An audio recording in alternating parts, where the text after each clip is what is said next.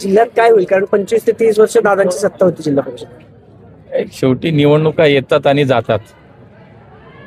भविष्यातही अनेक वेळा निवडणुका येणार आहेत, पण दादा गेल्याचं दुःख हे प्रत्येकाच्या मनामध्ये आहे. तुम्ही पाहिलं असेल की माननीय मुख्यमंत्र्यांनी सुद्धा या राज्यात त्यांचा जो दौरा होता, जवळपास 35 ते 40 काहीतरी त्यांच्या सभाही होत्या, त्या सगळ्या त्यांनी रद्द केल्या. राजकारण करायला अख्खं आयुष्य पडलंय. पुणे जिल्ह्याची सुद्धा प्रभारी म्हणून माझ्याकडे जबाबदारी होती, पण मी पुणे जिल्ह्यात कुठल्याही जिल्हा परिषद गट असेल किंवा पंचायत समितीच्या गणात कुठेही प्रचाराला गेलो नाही.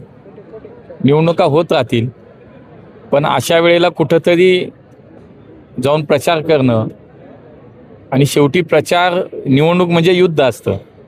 त्याच्यामध्ये स्वाभाविकपणे आपण चांगलं काय करतो, समोरचा चांगलं कसा करू शकत नाही, याच्यावरती साधारणपणे प्रत्येकजण बोलतात. पण मला तेही करायचं नव्हतं.